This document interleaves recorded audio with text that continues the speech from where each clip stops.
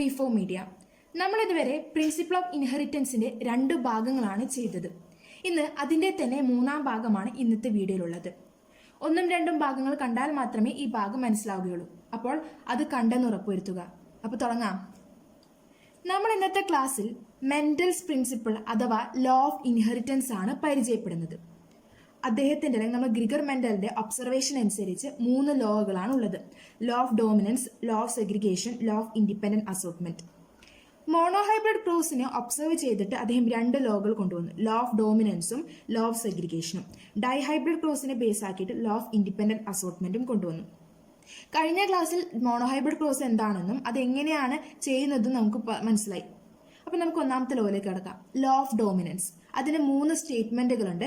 ഈ 3 സ്റ്റേറ്റ്മെന്റുകൾ അതേപോലെ എഴുതിയാൽ മാത്രമേ പരീക്ഷയ്ക്ക് മാർക്ക് കിട്ടുള്ളൂ. അപ്പോൾ 1ാമത്തെ സ്റ്റേറ്റ്മെന്റിലേക്ക് കടക്കാം. Characters are controlled by discrete unit called factors. ക്യാരക്ടറിനെ കൺട്രോൾ ചെയ്യുന്നത് ഒരു ഡിസ്ക്രീറ്റ് യൂണിറ്റ് ആയ ഫാക്ടർ ആണ്. ഈ ഫാക്ടർ നമുക്കറിയാം ജീനാണെന്ന് പിന്നീട് കണ്ടുപിടിച്ചു. പക്ഷെ ഗ്രിഗർ മെൻഡലിലെ ജീനാണെന്ന് പറഞ്ഞിട്ടില്ല, ഒരു ഫാക്ടറാന്ന് പറഞ്ഞു. പിന്നീട് ക്രോമസോമൽ തിയറി ഓഫ് ഇൻഹെറിറ്റൻസിലാണ് എന്ത് പറയുന്നത്, ആ ഫാക്ടർ ഒരു ജീനാണെന്ന് മനസ്സിലായത്. അദ്ദേഹം ജീൻ എന്ന് കണ്ടുപിടിച്ചിട്ടില്ല. പിന്നെ 2ാമത്തെ സ്റ്റേറ്റ്മെന്റ് എന്ന് പറയുന്നത് factors occurs in A pair. എപ്പോഴും ഫാക്ടേഴ്സ് ഒരു പെയറിന്റെ ഫോമിലാണ് ഒക്കർ ചെയ്യുന്നത്. 3ാമത്തെ എന്ന് പറയുന്നത് in A dissimilar pair of factors one member of a pair is dominant and other is recessive. നമുക്ക് ഇവിടെ നോക്കാം. ഇവിടെ F1 ജനറേഷനിൽ കിട്ടിയിരിക്കുന്നത് ക്യാപിറ്റൽ ടിയും സ്മോൾ ടിയുമാണ്. ഇതിൽ എക്സ്പ്രസ് ചെയ്തിരിക്കുന്ന ക്യാരക്ടർ എന്ന് പറയുന്നത് ടോൾ ആണ്. റെസസീവ് എന്ന് പറയുന്നത് അല്ലെങ്കിൽ സപ്രസ് ചെയ്ത ക്യാരക്ടർ എന്ന് പറയുന്നത് ടോർഫ് ആണ്. അപ്പൊ ഇതൊരു പെയർ ഓഫ് ഫാക്ടറിലെ ഒന്ന് ഡോമിനന്റും മറ്റത് റെസസീവ് ആണ്. അതാണ് 3ാമത്തെ സ്റ്റേറ്റ്മെന്റ് എന്ന് പറയുന്നത്. In A dissimilar pair of factor one member of A pair is dominant and other is recessive. അപ്പം 1ാമത്തെ ലോ ഓഫ് ഡോമിനൻസ് മനസ്സിലായെന്ന് തോന്നും. നമുക്ക് 2ാമത്തിലേക്ക് കടക്കാം. 2ാമത്തെ എന്ന് പറയുന്നത് ലോ ഓഫ് സെഗ്രിഗേഷൻ. മോണോഹൈബ്രിഡ് ക്രോസിനെ ബേസ് ആക്കിയിട്ട് തന്നെയാണ് ഈ ലോയും ലോ ഓഫ് സെഗ്രിഗേഷനും. നമുക്ക് സ്റ്റേറ്റ്മെന്റിലേക്ക് ഒന്ന് നോക്കാം.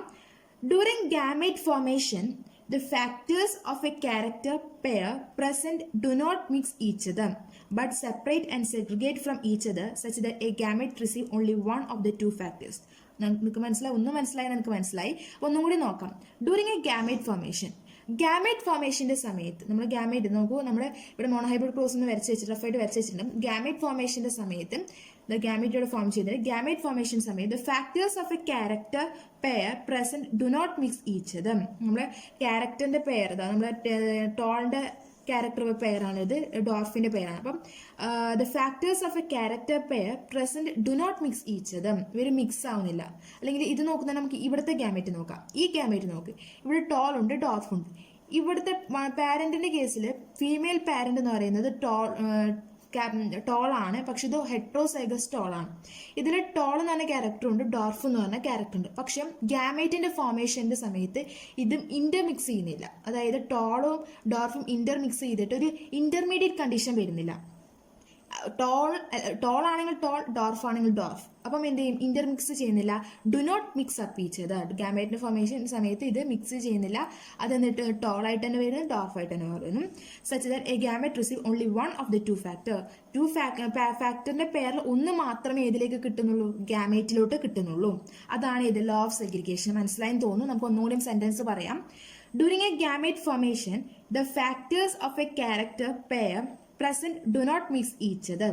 നമ്മൾ മിക്സ് ചെയ്യില്ല, ബട്ട് അവർ സെപ്പറേറ്റ് ചെയ്യും, segregate from each other such that a gamete receive only one of the two ഫാക്ടറിൽ ഒന്ന് മാത്രമേ ആർക്ക് കിട്ടുള്ളൂ, ഗാമേറ്റിലോട്ട് കിട്ടൂ. ഫാക്ടർ പെയറിലെ ഒരു പെയർ മാത്രമേ പെയറിൽ ഒന്ന് മാത്രമേ ആർക്ക് കിട്ടുള്ളൂ, ഗാമേറ്റിലേക്ക് കിട്ടുള്ളൂ. അതാണ് ലോ ഓഫ് സെഗ്രിഗേഷൻ. മോണോഹൈബ്രിഡ് ക്രോസിനെ ബേസ് ആക്കിയിട്ടാണ് ലോ ഓഫ് ഡോമിനൻസും ലോ ഓഫ് സെഗ്രിഗേഷനും. ഇനി ഡൈഹൈബ്രിഡ് ക്രോസിനെ ബേസ് ആക്കിയിട്ടാണ് ലോ ഓഫ് ഇൻഡിപെൻഡന്റ് അസോർട്ട്മെന്റ് എന്നത്. അപ്പോൾ ഡൈഹൈബ്രിഡ് ക്രോസ് എന്താണെന്ന് കഴിഞ്ഞ ക്ലാസ്സിൽ നമ്മൾ പഠിച്ചില്ല. അപ്പോൾ നമുക്ക് ഇത് ഈ ക്ലാസ്സിൽ നോക്കാം. എന്താണ് ഡൈഹൈബ്രിഡ് ക്രോസ്? ഡൈഹൈബ്രിഡ് ക്രോസ് അഥവാ ഇൻഹെറിറ്റൻസ് ഓഫ് 2 ജീൻ.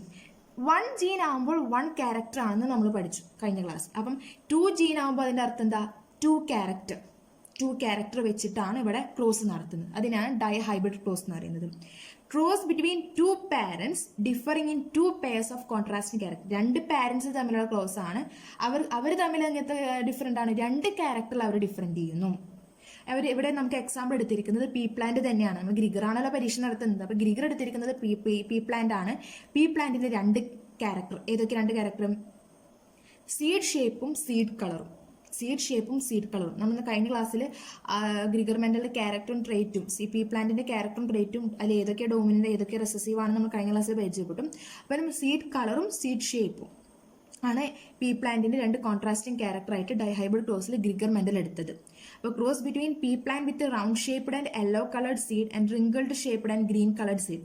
ഇതിൽ പീ പ്ലാന്റിന്റെ കേസിൽ റൗണ്ട് ഷേപ്ഡ് ആണ് ഡോമിനന്റ്, യെല്ലോ കളർഡ് ആണ് dominant, wrinkled shaped recessive, green colour recessive ആണ്. അപ്പോൾ നമുക്കൊന്ന് ഡൈഹൈബ്രിഡ് ക്രോസ് എങ്ങനെയാ നോക്കാം. നമ്മൾ മോണോഹൈബ്രിഡ് ക്രോസ് ചെയ്തതുപോലെ തന്നെയാണ് ആദ്യം നമ്മൾ പാരന്റ് എഴുതണം.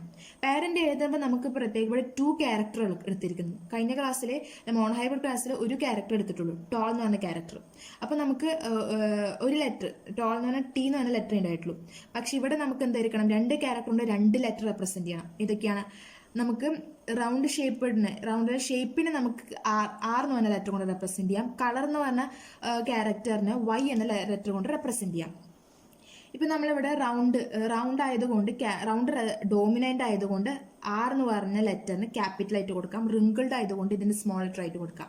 യെല്ലോ എന്ന് പറയുന്നത് ഡോമിനന്റ് ആയ കളർ ആയതുകൊണ്ട് ക്യാപിറ്റൽ വൈയും, ഗ്രീൻ എന്ന് പറയുന്നത് റെസസീവ് ആയതുകൊണ്ട് സ്മോൾ വൈ ആണ്. അത് നമുക്ക് എഴുതുമ്പോൾ ശരിക്കും എന്ന് മനസ്സിലാക്കണം. സ്മോൾ വൈ ആയാലും വൃത്തിയിൽ എഴുതണം, കറക്റ്റായിട്ട് എഴുതിയാൽ മാത്രമേ നമുക്ക് ചെയ്യുമ്പോൾ മനസ്സിലാവും. ഇനി അടുത്തെന്ന് പറയുന്നത് പാരന്റ്സ് എഴുതി. രണ്ടാമത്തെ സ്റ്റെപ്പ് എന്ന് പറയുന്നത് ഗാമേറ്റ്സ് എഴുതണം.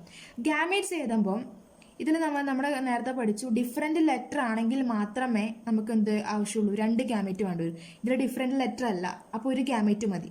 ഒരു ഗാമേറ്റിൽ തന്നെ 2 ക്യാരക്ടർ വേണം. കാരണം എന്താ, നമ്മൾ 2 ക്യാരക്ടർ ഡിഫറെന്റ് ചെയ്യുന്ന പീ പ്ലാന്റിനാണല്ലോ എടുത്ത്. അപ്പോൾ പീ പ്ലാന്റിൽ ഒരു ഗാമേറ്റിൽ എന്ത് വേണം, 2 ക്യാരക്ടറിന്റെയും എന്ത് ചെയ്യണം, പെയറിന്റെ ഒരു ഭാഗം വേണം. അതാണല്ലോ നമ്മളെ ക്യാപിറ്റൽ ആറും വൈ എടുത്തത്. ഇതിൽ ഡിഫറെന്റ് ലെറ്റർ ആണ്, സ്മോൾ ലെറ്ററും ക്യാപിറ്റൽ ആണെങ്കിൽ 2 ഗാമേറ്റ് വേണം. പക്ഷെ ഇവിടെ എല്ലാം ക്യാപിറ്റൽ ലെറ്റർ ആയതുകൊണ്ട് നമുക്ക് ഒരു ഗാമേറ്റ് മതി. അപ്പോൾ ഈ പാരന്റിന്റെ ഗാമേറ്റ് എന്ന് പറയുന്നത് ക്യാപിറ്റൽ ആറും ക്യാപിറ്റൽ വൈയും ആണ്. ഇതിന്റെ ഗാമേറ്റ് എന്ന് പറയുന്നത് സ്മോൾ ആറും സ്മോൾ വൈ ആണ്. ഇതിനെ ക്രോസ് നടത്തുമ്പോൾ നമുക്ക് കിട്ടുന്നത് F1 ജനറേഷൻ ആണ്, ഫിലാൽ 1 ജനറേഷൻ. അത് കിട്ടിയിരിക്കുന്നത് ഏതാണ്, ഇത് ഏത് ക്യാരക്ടറാണ്, റൗണ്ട് യെല്ലോ ക്യാരക്ടറാണ്. ഇത് റൗണ്ട് യെല്ലോ, ഡോമിനന്റ് ആയിട്ട് റൗണ്ടും ഡോമിനന്റ് ആയ യെല്ലോ, റൗണ്ട് യെല്ലോ. ഇനി അതിനെ നമുക്ക് F2, നമ്മൾ മോണോഹൈബ്രിഡ് ക്രോസ് ചെയ്തതുപോലെ തന്നെ F1 ജനറേഷൻ കിട്ടണം. F1 ജനറേഷൻ എന്ത് ചെയ്യണം, നിങ്ങളാണ് പറയാം, F1 ജനറേഷനെ സെൽഫ് പോളിനേഷൻ ചെയ്യണം. അപ്പോൾ F1 ജനറേഷനെ സെൽഫ് പോളിനേഷൻ ചെയ്യുമ്പോൾ പാരന്റ്സ് ഇത് തന്നെയായിരിക്കും, ക്യാപിറ്റൽ ആറും സ്മോൾ ആറും, ക്യാപിറ്റൽ വൈയും സ്മോൾ വൈയും, അതേപോലെ തന്നെ ഇവിടെയും. അപ്പോൾ ഇനി അടുത്തെന്ന് പറയുന്നത് ഇതിന്റെ ഗാമേറ്റ് എടുക്കുമ്പോഴാണ് ശ്രദ്ധിക്കേണ്ടത്. ഇവിടെ ശ്രദ്ധിക്കേണ്ടത് എന്താ, ഇവിടെ സ്മോൾ ആറും ഉണ്ട്, ക്യാപിറ്റൽ ആറും ഉണ്ട്, സ്മോൾ വൈ ഉണ്ട്, ക്യാപിറ്റൽ വൈ ഉണ്ട്. അപ്പം എന്ത് ചെയ്യണം, ഇതിന് നമുക്ക് ഗാമേറ്റ് ആക്കുമ്പോൾ 4 ഗാമേറ്റ് വരും. ഒരു പാരന്റിന് 4 ഗാമേറ്റ് ആക്കണം. കാരണം എന്താ, 4 ഡിഫറെന്റ് ലെറ്റേഴ്സാണ്. 4 ഡിഫറൻസ് വെച്ചാൽ 4 നമുക്കിങ്ങനെ ക്യാപിറ്റൽ ആറും ക്യാപിറ്റൽ വൈയും പല കോമ്പിനേഷൻ ആക്കാൻ പറ്റും. ക്യാപിറ്റൽ ആറും ക്യാപിറ്റൽ വൈയും, ക്യാപിറ്റൽ ആറും സ്മോൾ വൈയും, സ്മോൾ ആറും ക്യാപിറ്റൽ വൈയും, സ്മോൾ ആറും സ്മോൾ വൈ, അങ്ങനെ 4 കോമ്പിനേഷൻ നമുക്ക് കിട്ടി ഗാമേറ്റുകൾക്ക്. അതേപോലെ തന്നെ ഇവിടുത്തെ പാരന്റിനെ ഗാമേറ്റ് ചെയ്യുമ്പോൾ നമുക്ക് 4 കോമ്പിനേഷൻ കിട്ടുന്നുണ്ട്. ഇവരെ സെൽഫ് പോളിനേഷൻ ചെയ്യണം. എന്ത് ചെയ്യണം, സെൽഫ് പോളിനേഷൻ ചെയ്യുമ്പോൾ നമുക്ക് ചെയ്ത് നോക്കാം. സെൽഫ് പോളിനേഷൻ ചെയ്യുമ്പം വലിയൊരു ടേബിൾ, പുന്നറ്റ് സ്ക്വയർ വരയ്ക്കുമ്പോൾ വലിയൊരു ടേബിളാണ് വരാം. അത് ഇവിടെ ഞാൻ വരയ്ക്കുന്നില്ല, നിങ്ങൾ ടെക്സ്റ്റ് ബുക്കിലുണ്ട്, അതൊന്ന് നോക്കാം. അപ്പോൾ സെൽഫ് പോളിനേഷൻ നടത്തും. എന്നിട്ടാണ് ഇങ്ങനെ ഇതുവരെയാണ് എന്ത് ചെയ്യേണ്ടത്, നമ്മൾ ഡൈഹൈബ്രിഡ് ക്രോസ് ചെയ്യേണ്ടത്. പരീക്ഷയ്ക്ക് മിക്കവാറും മോണോഹൈബ്രിഡാണ് ചോദിക്കുക, ഡൈഹൈബ്രിഡ് ചോദിച്ചിട്ട് കണ്ടിട്ടില്ല. ഇനി നമുക്ക് എന്ത് ചെയ്യണം, അപ്പം ഇതിപ്പം നമ്മളിത് എഴുതി, നമ്മൾ ഇതിൻ്റെ ഡയഗ്രാമാറ്റിക് റെപ്രസെൻറ്റേഷൻ ചെയ്തില്ലെങ്കിൽ നമ്മൾ ഡൈഹൈബ്രിഡ് ക്രോസ് എങ്ങനെ ചെയ്യുന്നതെന്ന് ഇതുവരെ കണ്ടുപിടിച്ചു. ഇനി അടുത്ത സ്റ്റെപ്പ് എന്താണ്, അതിൻ്റെ ഫീനോടൈപ്പിക് റേഷ്യോയും ജീനോടൈപ്പിക് റേഷ്യോയും പരിചയപ്പെടണം. ഫീനോടൈപ്പിക് റേഷ്യോ എന്ന് പറയുന്നത് 9:3:3:1 ആണ്. അത് നമ്മൾ ടേബിൾ വരച്ചിട്ട് നിങ്ങൾ ടെക്സ്റ്റ് ബുക്ക് നോക്കിയാൽ കാണാം. ടെക്സ്റ്റ് ബുക്കിൽ ഒരു വലിയൊരു കോളം ഉണ്ട്, നിങ്ങൾക്ക് കാണാം. നിങ്ങൾ പേജ് നമ്പർ 79 നമ്മൾ NCERT text book page number 79 നോക്കിയാൽ മതി. അപ്പോൾ ഈ സെൽഫ് പോളിനേഷനിലൂടെ കിട്ടുന്നതിന്റെ പുന്നറ്റ് സ്ക്വയർ വരച്ചിട്ടുണ്ട്. അപ്പോൾ അതിൽ നിന്നാണ് നമുക്ക് ഫിനോടൈപ്പിക് റേഷ്യോ മനസ്സിലായി. ഫിനോടൈപ്പിക് റേഷ്യോ എന്താണെന്ന് പറഞ്ഞിട്ടുണ്ടായിരുന്നു, physical expression of an individual, express ചെയ്യുന്ന ക്യാരക്ടർ. അതാണ് ഫിനോടൈപ്പിക് റേഷ്യോ. 9:3:3:1 എന്ന് പറഞ്ഞു. ഈ അടുത്തെന്ന് പറയുന്നത് ജീനോടൈപ്പിക് റേഷ്യോ ആണ്. ജീനോടൈപ്പിക് റേഷ്യോ എന്ന് പറയുമ്പോൾ എന്താ, ജനറ്റിക് മേക്കപ്പ്, അതിന്റെ ജനറ്റിക് മേക്കപ്പ് അതനുസരിച്ച് 1:2:1, 4:2:1:2:1 ആണ് വന്നിരിക്കുന്നത് ജീനോടൈപ്പിക് റേഷ്യോ. അപ്പോൾ നമുക്ക് ഡൈഹൈബ്രിഡ് ക്രോസ് മനസ്സിലായെന്ന് തോന്നുന്നു. ഡൈഹൈബ്രിഡ് ക്രോസ് എന്ന് പറയുമ്പോൾ cross between 2 parents differing in 2 character, 2 character different ചെയ്യുന്നത്. മോണോഹൈബ്രിഡ് ക്രോസ് എന്ന് പറയുന്നത് 1 ക്യാരക്ടർ ഡിഫറെന്റ് ചെയ്യുന്നത്. നമുക്ക് തിരിച്ച് മെൻഡൽസ് പ്രിൻസിപ്പിൾ അഥവാ ലോ ഓഫ് ഇൻഹെറിറ്റൻസിലോട്ട് പോകാം. അപ്പോൾ Mendel's law of inheritance Mendel's law അഥവാ മെൻഡൽസ് പ്രിൻസിപ്പിൾ പരിചയപ്പോൾ മൂന്നാമത്തെ ലോ ആണ് ലോ ഓഫ് ഇൻഡിപെൻഡന്റ് അസോർട്ട്മെന്റ്. ഇത് ഡൈഹൈബ്രിഡ് ക്രോസിനെ ബേസ് ആക്കിയിട്ടാണ്, അല്ലെ, ഡൈഹൈബ്രിഡ് ക്രോസിനെ ബേസ് ആക്കിയിട്ട്. അപ്പോൾ നമുക്ക് സ്റ്റേറ്റ്മെന്റ് വായിച്ചു നോക്കാം. When more than one pair of character are involved in a cross, factor pairs independently segregate from the other pair of character. മനസ്സിലായില്ല? അറിയാം. When more than one pair of character, ഒന്നിൽ കൂടുതൽ character ഒരു ക്രോസിൽ involve ചെയ്താൽ factor pairs independently segregate. നമുക്ക് ഇവിടെ ചിത്രം വരച്ച് വെച്ചിട്ടുണ്ട്. ഇതെന്ന് പറയുന്നത് ഒരു ക്യാരക്ടർ, ഇത് നമുക്ക് റൗണ്ട് ഷേപ്പ്, നമ്മുടെ സീഡിൻ്റെ ഷേപ്പാണ് റൗണ്ട് സീഡിൻ്റെ ഷേപ്പിനെ റെപ്രസെൻറ്റ് ചെയ്യുന്ന ക്യാരക്ടറിൻ്റെ ഫാക്ടറാണ് ഇത്. ഫാക്ടർ എന്ന് പറഞ്ഞാൽ ജീനാണെന്ന് പിന്നീട് കണ്ടുപിടിക്കുന്നുണ്ട്, പക്ഷേ ഇവിടെ നമ്മൾ ഫാക്ടർ എന്ന് മാത്രമേ പറയുന്നുള്ളൂ മെൻ്റലിൻ്റെ കേസിൽ. അപ്പോൾ നമ്മളിവിടെ റൗണ്ട് എന്ന് പറഞ്ഞ ക്യാരക്ടറിൻ്റെ ഫാക്ടേഴ്സാണ് ഇത്. ഇതെന്ന് പറയുന്നത് ഇത് സീഡ് ഷേപ്പ് എന്ന് പറഞ്ഞ ക്യാരക്ടറിൻ്റെ ഫാക്ടറും ഇത് സീഡ് കളർ എന്ന് പറഞ്ഞാൽ ക്യാരക്ടറിൻ്റെ ഫാക്ടേഴ്സാണ്. അപ്പോൾ ഇവരെന്ത് ചെയ്യും, ഗാമേറ്റ് ഫോർമേഷൻ്റെ സമയത്ത് ഇവർ സെപ്പറേറ്റ് ചെയ്യും, ഇൻഡിപെൻഡൻ്റ്ലി സെപ്പറേറ്റ് ചെയ്യും. ഇവ തമ്മിൽ സെപ്പറേറ്റ് ചെയ്യും. ഇങ്ങനെ നമ്മൾ സെപ്പറേറ്റ് ചെയ്യാൻ അനാഫേസ് മെറ്റാഫേസ് നമ്മൾ പഠിച്ചിട്ടുണ്ടാവും, +1 പഠിച്ചിട്ടുണ്ടാവും. അപ്പോൾ അത് സെപ്പറേറ്റ് ചെയ്യുന്നതനുസരിച്ച് നമുക്ക് 4 ഗാമേറ്റുകൾ കിട്ടും. ഇവിടെ നമ്മൾ 4 ഗാമേറ്റുകൾ വരച്ച് വെച്ചിട്ടുണ്ടല്ലേ, ആ 4 ഗാമേറ്റുകളാണ് നമുക്കിവിടെ കിട്ടുന്നത്. അതെങ്ങനെയൊക്കെയാണ്, ഇതും ഇൻഡിപെൻഡൻ്റ്ലി സെഗ്രിഗേറ്റ് ചെയ്യുന്നുണ്ട്, നമ്മൾ അവർ സെപ്പറേറ്റ് ചെയ്യുന്നുണ്ട്, മിക്സ് ആവുന്നില്ല. അങ്ങനെ നമുക്കിത് 4 ഗാമേറ്റുകൾ കിട്ടി. അതാണ് ഇവിടെ പറയുന്നത് ലോ ഓഫ് ഇൻഡിപെൻഡന്റ് അസോർട്ട്മെന്റിലും. When more than one pair of character are involved in a cross, factor pairs independently segregate ചെയ്തിട്ട് എന്ത് ചെയ്യും, and segregate from the other pair of character. Factor pairs ഇവർ തമ്മിൽ സെഗ്രിഗേറ്റും, എവിടുന്ന് സെഗ്രിഗേറ്റ് ചെയ്യും, ഇവിടുന്ന് സെഗ്രിഗേറ്റ്. മറ്റേ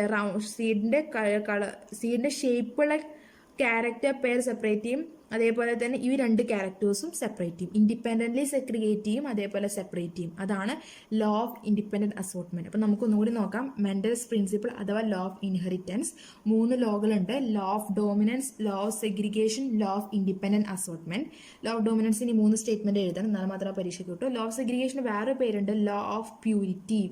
ഇത് ചിലപ്പോൾ ചോദിക്കാം, ഡിഫൈൻ ലോ ഓഫ് പ്യൂരിറ്റി എന്ന് ചോദിക്കാം പരീക്ഷയ്ക്ക്. അത് ലോ ഓഫ് സെഗ്രിഗേഷൻ. മൂന്നാമത്തേതാണ് ലോ ഓഫ് ഇൻഡിപെൻഡന്റ് അസോർട്ട്മെന്റ്. അപ്പോൾ നിങ്ങൾക്ക് ഈ law of inheritance Mendel's principle എന്താണെന്ന് മനസ്സിലായി. So friends, thanks for watching this video. Subscribe ചെയ്യാനും ലൈക്ക് ചെയ്യാനും മറക്കല്ലേ കേട്ടോ.